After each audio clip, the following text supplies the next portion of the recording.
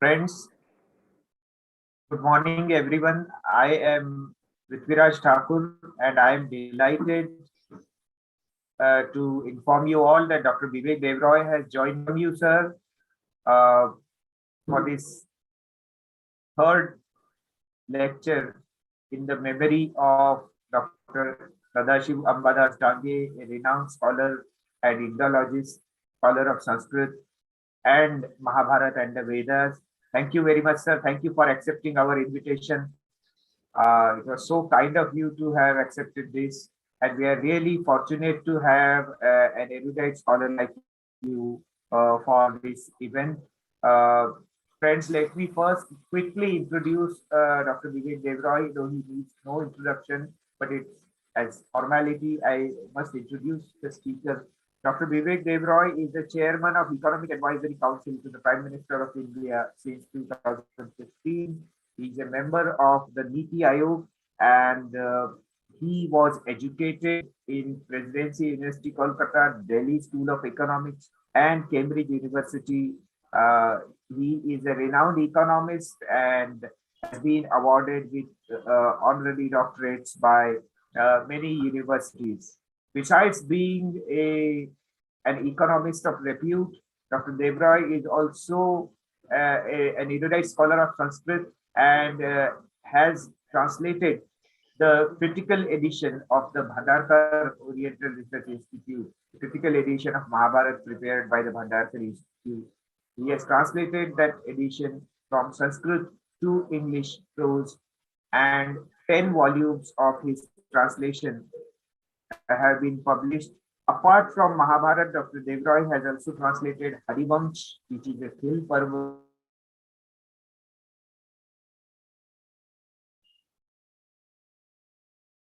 Upon translating all the 18 Puranas from Sanskrit into English. So it's our honor and pride to have you, sir. I would just request our principal, Dr. Dange Talwankar, sir, to welcome you formally. And I invite Dr. Dange Talwankar for his opening remarks and for welcoming the speaker, Dr. Bibek Debrov. Dr. Talwankar, sir, please. Thank you, Dr. Thakur. First of all, I must say that I welcome Dr. Bibek Debrov, Professor Mr. Sangeeta Vaichal, who is here, as well as Dr. Professor P.P. Thakur and Sindhutai Dange, who is with us today on this online platform. I am very delighted to welcome you all to this annual lecture instituted in the memory of Dr. Sadashiv Ambadas Dange, a renowned scholar of Sanskrit,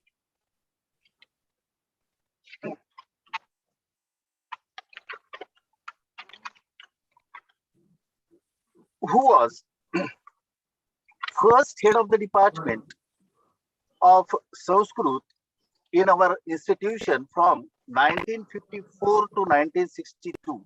And incidentally, this year happens to be the birth centenary year of late Sadashiv Ambadas Dange, and we are honored to have a befitting guest for this occasion in the form of Dr. Bibek Debrov. We welcome you, sir, and thank you for accepting the invitation for this talk. We are really feeling proud to have a polymath like you with us on this online platform today. So, welcome you once again, and welcome also Dr. Sindhutai Dange and all the audience who have joined us online in this meeting as well as on YouTube channel. Without further ado, I request Dr. Bibek Debrov to begin his lecture. Thank you. Thank you once again, all the audience and guests. Thank you very much.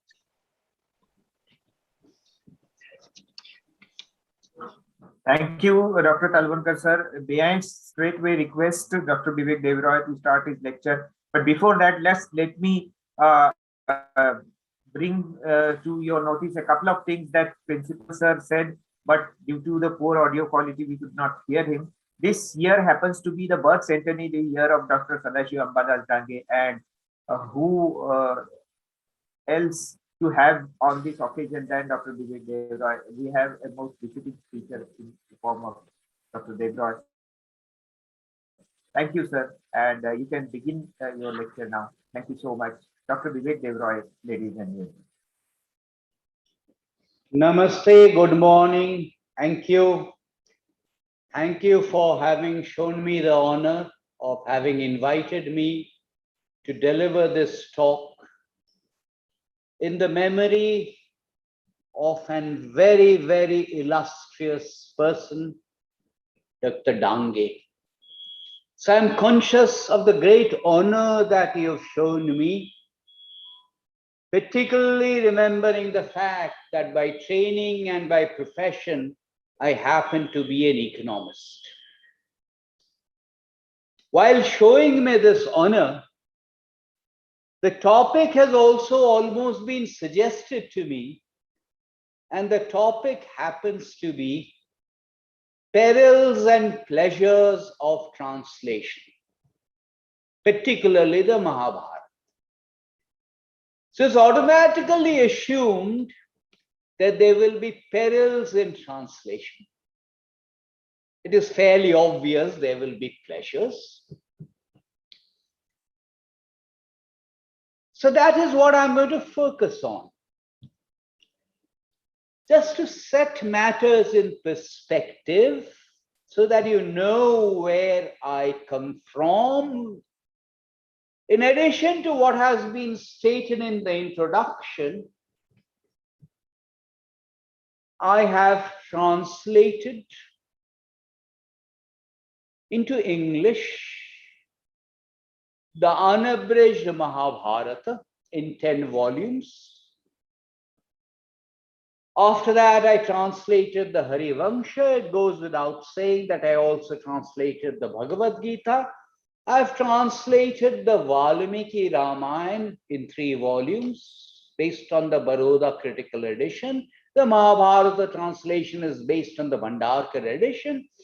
And now I'm in the business of what I and my publisher call the Purana project, which is this ambitious idea of translating all the 18 Mahapuranas in unabridged form into English. So far, 2 have been published, 2 are sitting with the publisher awaiting publication, delayed because of COVID, and I am now about to finish the 5th one.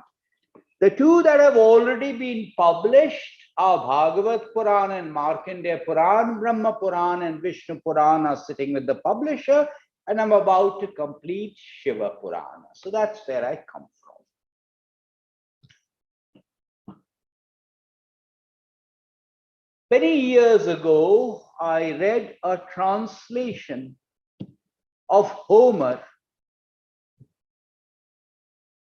done by Chapman. And I still remember something that Chapman wrote in his introduction when he was translating Homer into English. And Chapman said, my job as a translator is to render into the English language as faithfully as possible what Homer wrote. My job as a translator is not to put words into Homer's mouth, but to reproduce in a different language exactly what Homer said. I think this is an important moral for every translator. When I am translating, I should try to be as accurate as is possible.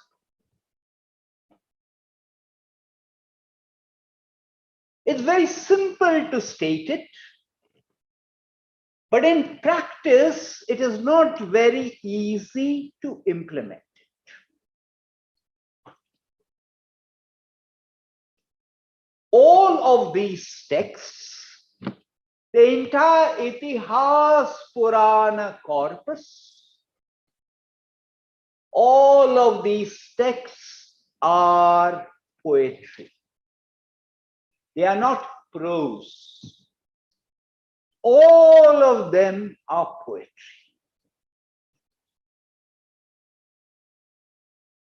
Most of them in the Itihas Purana corpus, most of them follow two particular meters or chandas in Sanskrit. Anushtup being the most common, and Trishtup. Chandas or meters in the Vedas are slightly different, but so far as Itihas Purana is concerned, the most important ones in that order are Anushtup and Trishtup. Sanskrit Chanda and Sanskrit meters were based on a completely different notion from what we understand as poetry today. We understand poetry today as rhyming.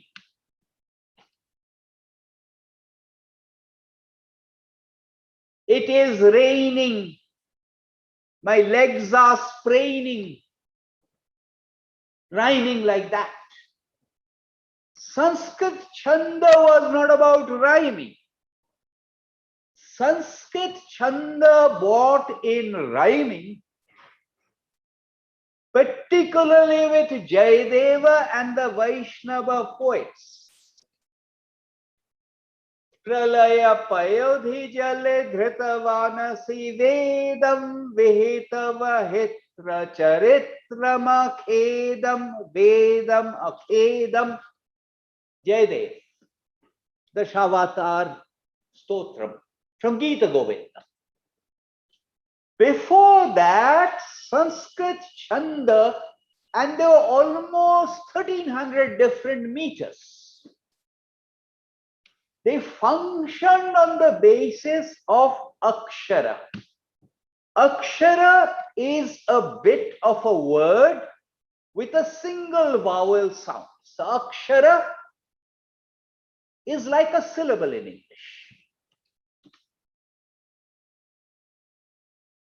And there are short aksharas, laghu aksharas, and there are long aksharas, guru aksharas. Typically, a shloka will have 4 lines. In the Itihas Purana corpus, typically a shloka will have 4 lines.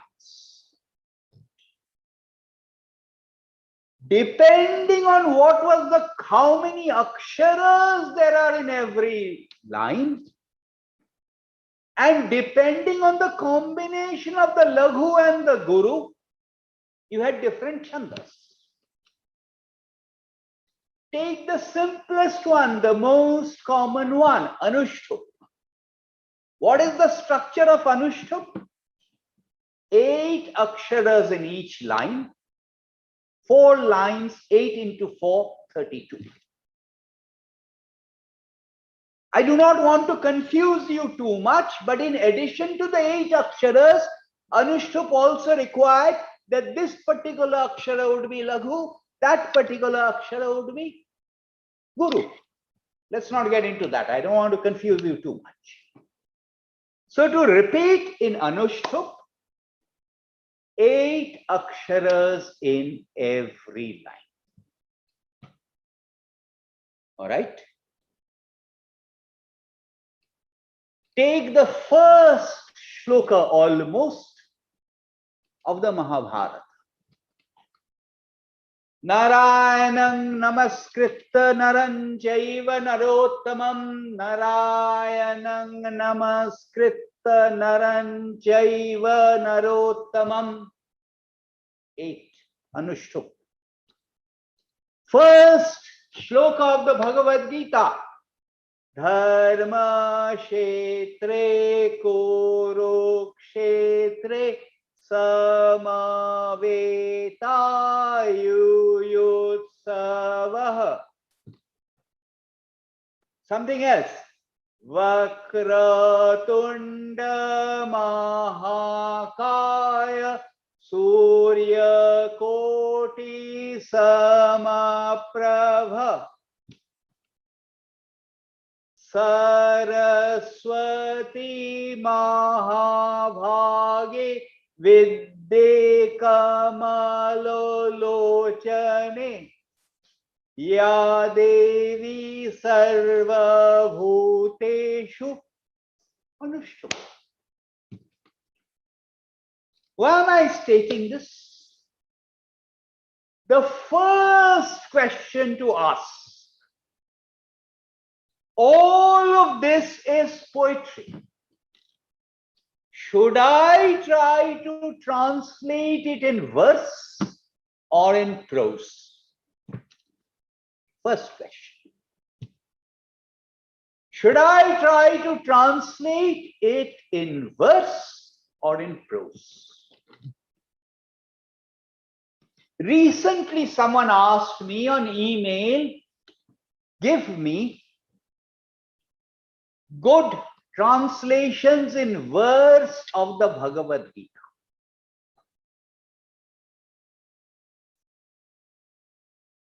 Finally, I told him, here are my 3 suggestions of the Bhagavad Gita translation in verse form, in poetry, in English. Edwin Arnold, Barbara Miller, and more recently, Amit Majmudar. Although I suggested to these to him, it is my conviction that you can never capture the poetry in verse form. Impossible. So the first conscious decision I took, I cannot hope to translate the poetry. It's impossible for me to capture the beauty of the poetry. I just can't do it. Let me not even try. Because whatever I do, I will not be able to capture the beauty of Sanskrit poetry. Kalidasa's Meghdootam. Most people know the story of Kalidasa's Meghdootam. There is no story really. There is a yaksha who has been banished by his lord and master Kuvera from Alakapuri. He has been exiled for 1 year for a crime he has committed. He is separated from his beloved. He sees the monsoon cloud. He remembers his beloved and sends the cloud as a messenger. So the messenger goes, and then the cloud comes back. Meghdootam.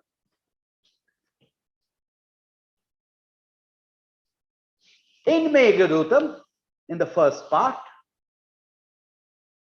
the yaksha is describing Alakapuri to the cloud. And the yaksha says, you will go to Alakapuri, Gantyavate vasatir alakaya sharanam bahyodana sthita harashirash chandrika dhautya harmya. Forget the rest of it. Bahyodana sthita harashirash chandrika dhautya harmya. One word. Bahyo dana sthita harashirash chandrika dhautya harmiya. There is a garden outside. In that garden, there is a statue of Shiva. And that statue of Shiva has a moon on the forehead. And the light from that moon is watching the mansions with its beams, with its light. All of that captured in one single word. Tell me, how can I possibly capture the beauty of this in English? Particularly in poetry. So, as I said, forget it. The second question that arises is, what text do I use?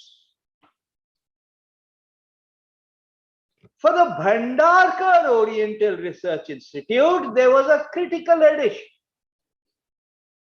The critical edition was developed for the Mahabharat by the Bhandarkar Oriental Research Institute after 50 years of effort between 1916 and 1966.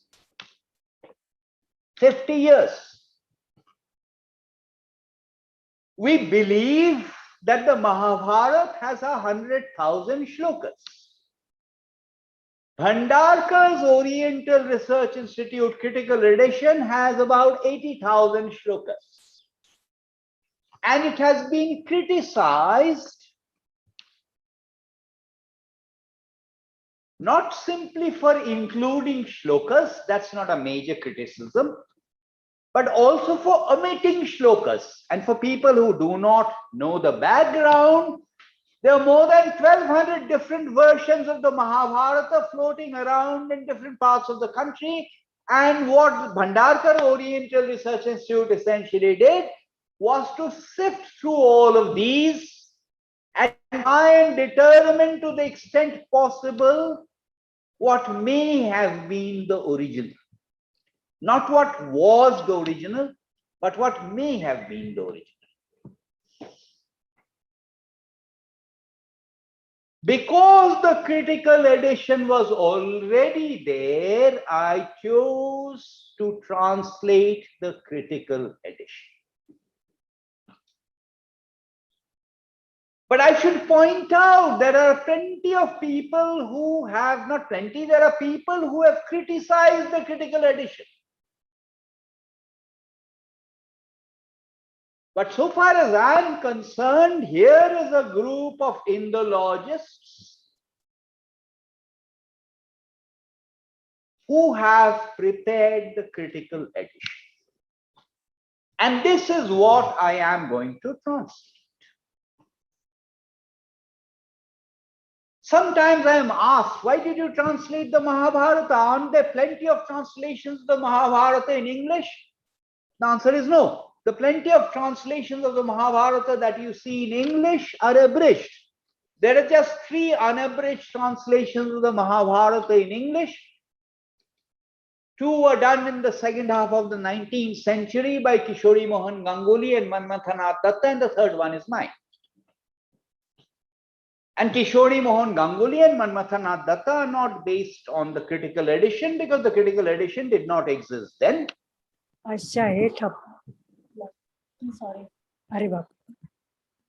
Sorry, did someone say something?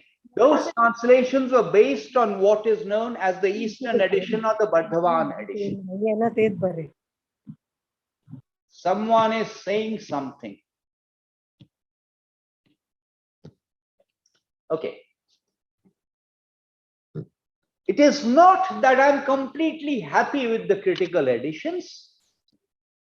For example, for the Valmiki Ramayana, the critical edition that I used was the one brought out by Baroda.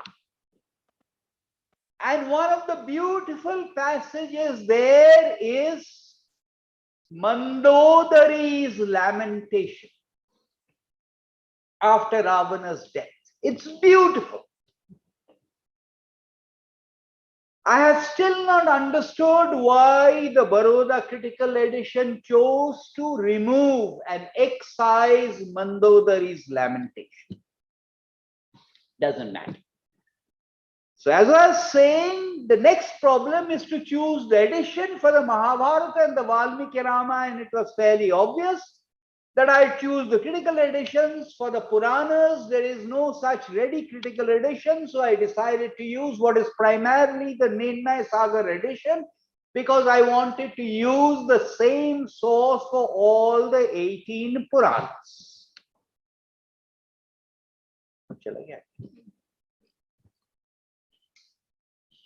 Signal nahi hai.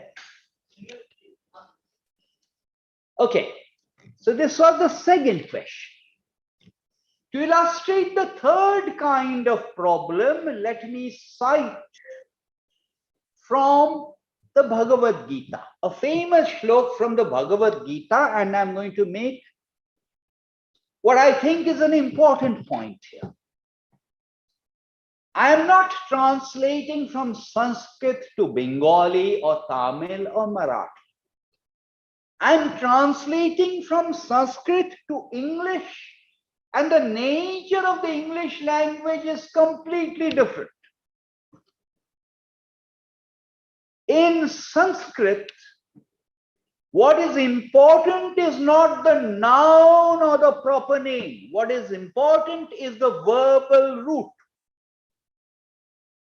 See, if I know the verbal root, I can more or less deduce what a word might mean. Now, let me give you an example of that. Take the word Ajagara.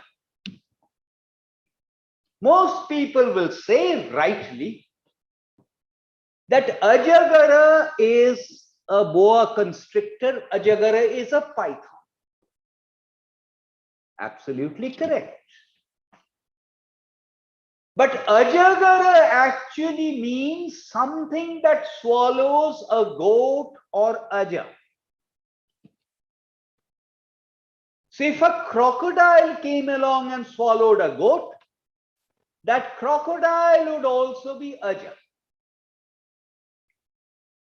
If a human being had a large enough appetite to swallow a goat, he would also be Ajagara.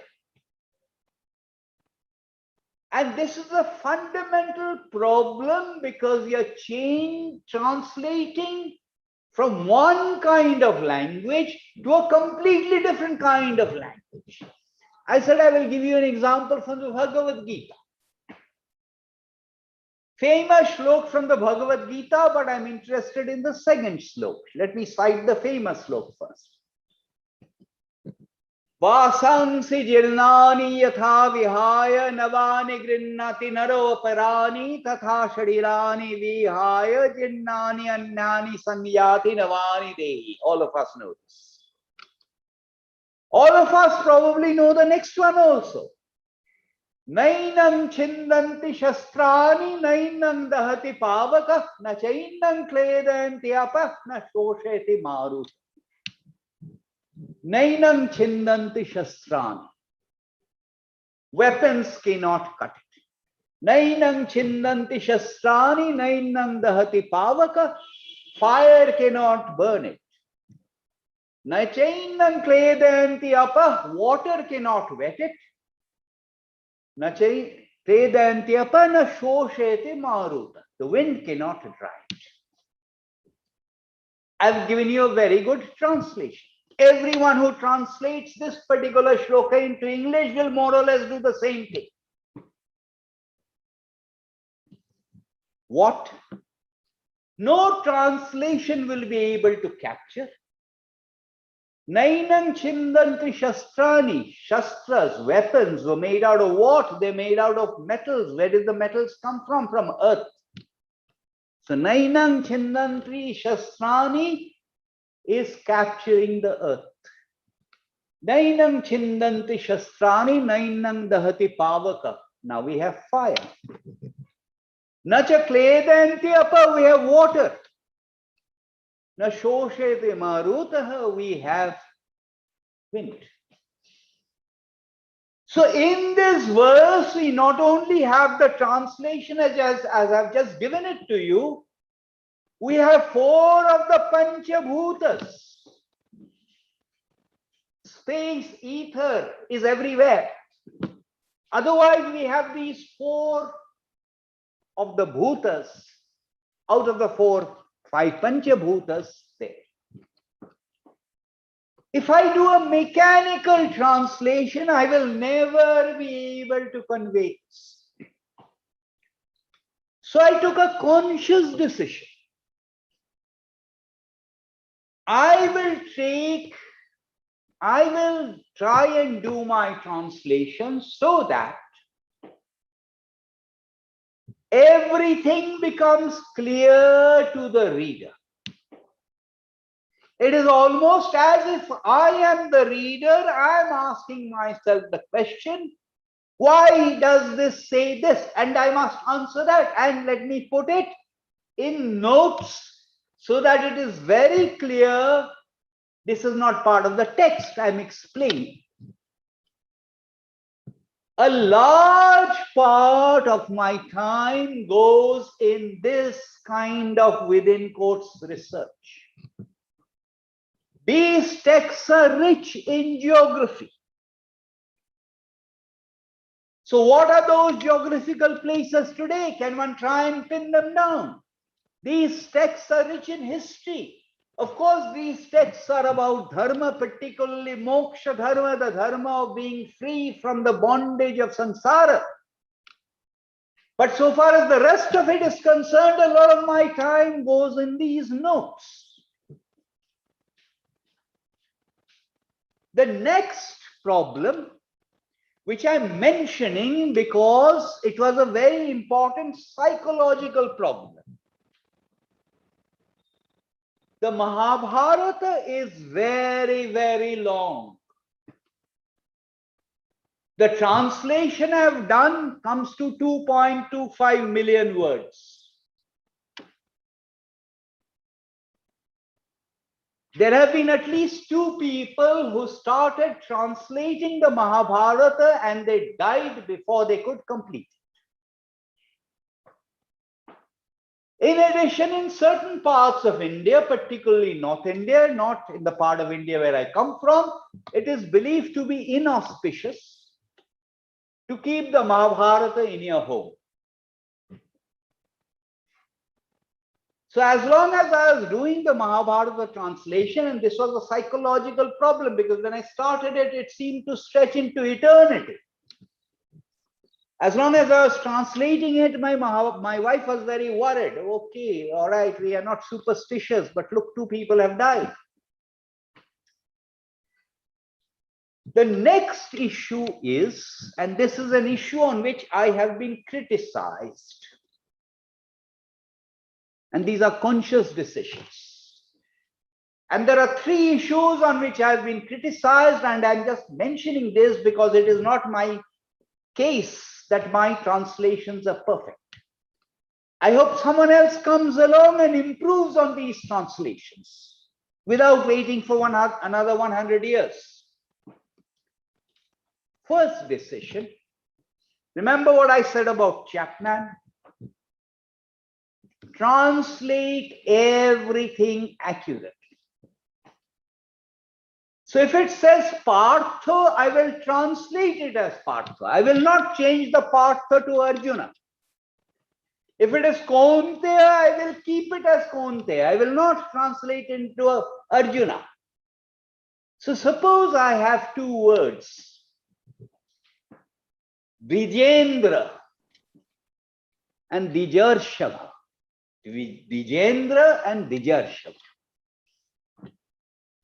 Will I translate both of them as excellent Brahmana?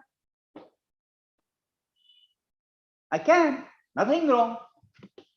But given the decision that I took that I will be absolutely authentic, I translate Vijendra as Indra among Brahmanas and Dijarshava as bull among Brahmanas. And I've been criticized saying, why do you use such expressions? Why don't you simply say excellent Brahmana, supreme Brahmana? And my defense is I want to be absolutely authentic. The second reason I've been criticized is for not using diacritical marks. Any academic, any Indologist will use diacritical marks. But my intention was to do this translation for a popular audience. It was not to do completely a research-based translation.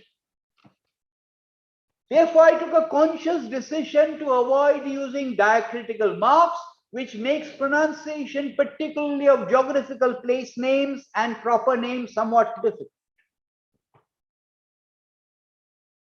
The next decision I and the publisher took, for which we have also been criticized, is why did you not have an index? We thought about an index, but for something like the Mahabharata, we did not know where to start and where to end. In other words, the index itself became like several volumes. Let me now move on from what I have said to illustrate some problems with translating. And I'm going to give you an example from the Mahabharata, and I will give you another example from Markandeya Purana. From the Mahabharata, there is a Shraddha ceremony that is going to happen. Not the immediate Shraddha ceremony, but the Shraddha ceremony that happens after 1 year. Yudhishthir goes to Dhritarashtra and asks for permission to do Jayadratha Shraddha. So Yudhishthir goes to Dhritarashtra and asks for permission to do Jayadratha Shraddha. The Mahabharata has been translated in the past, twice in English, but in other languages it has been translated. And all the earlier translations I've come across, they said, Yudhishthir asked for Dhritarashtra's permission because Jayadratha was evil, he was wicked. That did not seem to be convincing to me at all. If Jayadratha was wicked, so was Duryodhana. If Jayadratha was wicked, so was Karna. Why specifically ask for Jayadratha's permission? And in a sense, the answer that hit me, if I've got the answer right, Jayadratha was a son-in-law. He's not a son. Dushyala's husband. So the right to do Jayadratha Shraddha belongs to a completely different family. And that is the reason Yudhishthira went and asked Dhritarashtra's permission. Let me now give you an example from Markandeya Purana. In the Markandeya Purana, right towards the beginning, it is said that Duryodhana was Balaram's Jamatri. Duryodhana was Balaram's Jamatri.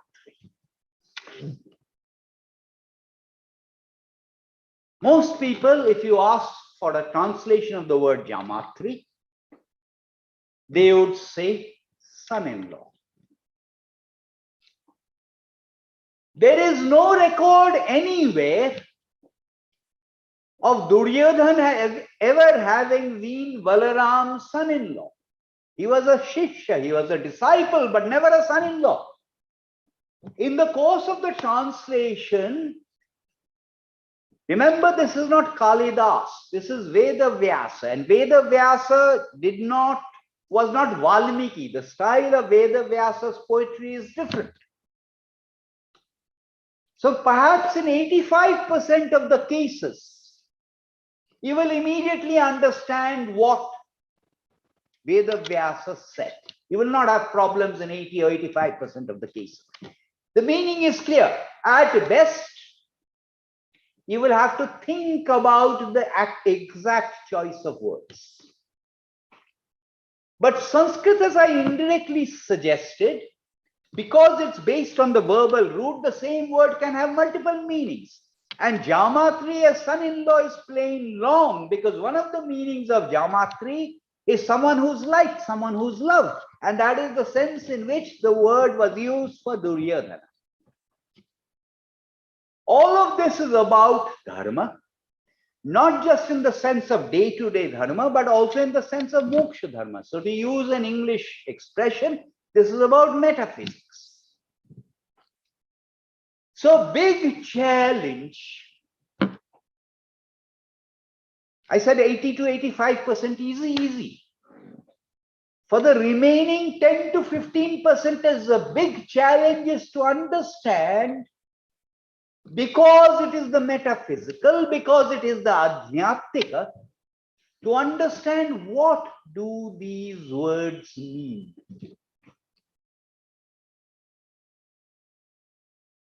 What do these words mean? And to do that, one needs to understand much more about something like Sankhya than you would get from Googling the net. You would need to form a much better understanding of Nyaya than you'd get by Googling the net. You need to have an understanding about the Upanishads, because these texts, which are Pancham Veda, also have plenty of shlokas which imbibe the philosophy of Vedanta or the 6 darshanas or all of that. I have not mentioned the obvious, because that is so very obvious, that there are words that simply cannot be translated into English. Dharma cannot be translated into English. Karma cannot be translated into English. I have run out of time, but I hope I have been able to convey to you a sense of both the pleasures and the perils. Thank you.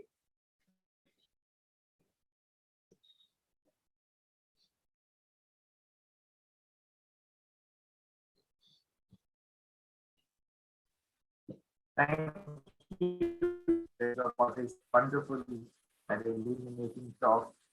Of course, it is very difficult to completely out the perils, the pleasure involved in translation of a text like that. But we could and we did understand what goes in translations like this, and how deep an understanding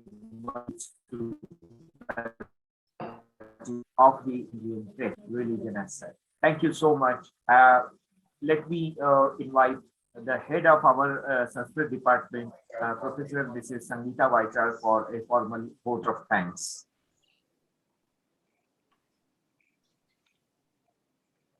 For want of time, we are not inviting questions today, but let me invite Sangeeta Vaichar for formal vote of respected dignitaries and friends, Laukikanam hi sadhunam artham vak anuvartate, Rushinam punaradhyanam vacham artho anudhavati. It is rightly said that in case of ordinary people, meaning follows words. But in case of true scholars, words follow meaning. Today we have experienced this in the talk of Dr. Debrov. Let me bring to your notice that it was Sanskrit Day on Sunday, 22nd August. And here we are today celebrating it with an intellectual feast in the form of this talk by Dr. Debrov. May I also point out that the year 2021-22 is also the birth centenary year of Dr. Sadashiv Ambadas Dange, the stalwart in whose memory this annual lecture is instituted. And what better person to deliver this year's lecture than Dr. Bibek Debrov? We are really grateful to you, sir, for accepting our invitation immediately and delivering this illuminating lecture. We thank you profusely for your kindness. Thank you very much, sir. Namaste, Let me Jayatu also- Bharatam, Jayatu Sanskritam. Thank you, sir. Let me also thank Dr. Sindhutai Dange, wife of Dr. Sadashiv Ambadas Dange, for giving us a small endowment for this lecture and for encouraging us throughout. We are also grateful to our parent trust, the Vidarbha Shikshan Prasarak Mandal, to our principal, Dr. D.S. Tavankar, to Dr. Prithviraj Thakur, the coordinator of this annual lecture, and also to Shri Sachin Lakhan, our technical assistant. I put on record my thanks to all those who joined us for this event.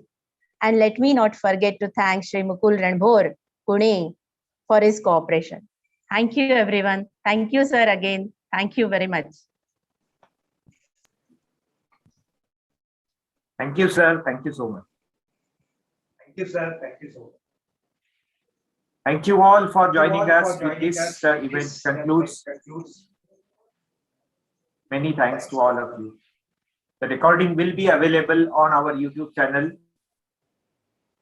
so you can circulate the link and keep watching. Thank you so much.